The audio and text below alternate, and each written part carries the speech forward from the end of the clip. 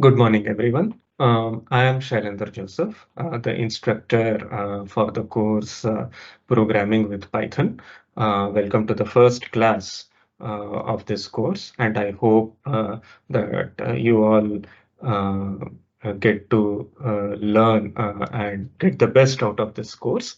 Uh, the primary focus of this course would be to ensure that you all understand as to the extent, to the maximum extent possible, the different properties of the data structures in Python, and also the limitations that each of these data structures, like lists, dictionaries, have in Python environment.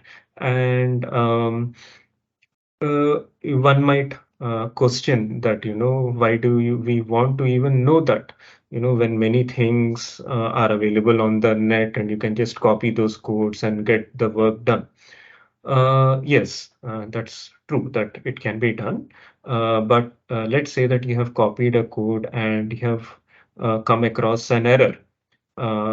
Then it's highly likely that that error is very specific to the way you have written or assimilated the code.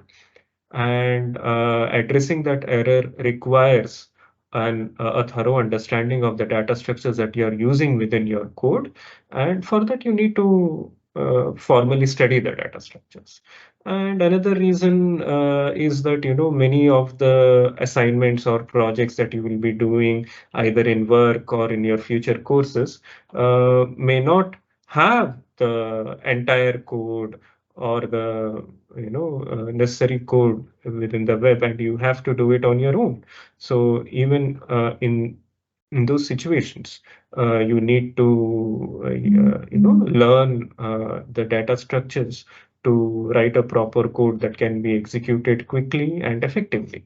Let's take, for example, I'll give you two examples that I did on my own, where I experienced both the things. One is that many people did not do that, so I did not find the code in the web, and I ran into a lot of errors while I was writing the code. So uh, I so in the both the ways, I think the example will reinforce what I just said. So so if you go back to 2020, when, around March and April 2020, when COVID just started, I wanted to contribute something from my side. And I thought, why not I use my skills as a coder? And I saw that many people were, developing a visualization of the prevalence of COVID, but most of them were at a global level.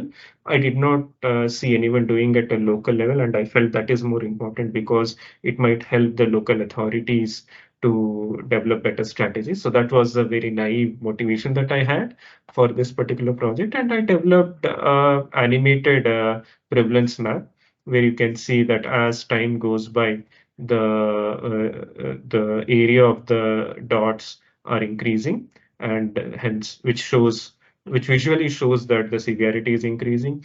And if you click on any of these dots, like Telangana, which is the state I am from, you can see the number of cases that that have been reported on the given date. I developed a similar map for the district level too, and you can see that the COVID cases are increasing as time goes by. So this task was very challenging, but I was able to eventually figure out within a few days as to how I should execute it. Another project that I want to emphasize was a reinforcement learning project where we had a starting point and an ending point with some obstacles, and we were supposed to travel without hitting the obstacles from the starting point and reach the ending point, and show that our code or algorithm is working visually. And you can see that here the algorithm has learned how to travel the maze without hitting the obstacles and reach the end point. So, yeah. So the why was I able to do this? And just keep note the fact that I did these projects in 2020, but in 2019 I didn't know anything about programming. The reason I was able to do these was I was able to develop a very good understanding of data structures in Python, which formed the fundamental basis for me to become a better coder.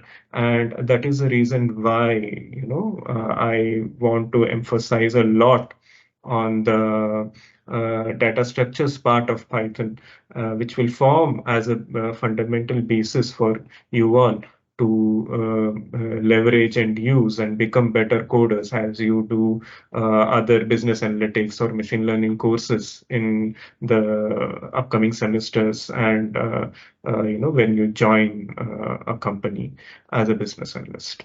So that will be the focus of this course, and I'm looking forward to interacting and talking about different topics with you all. Thank you.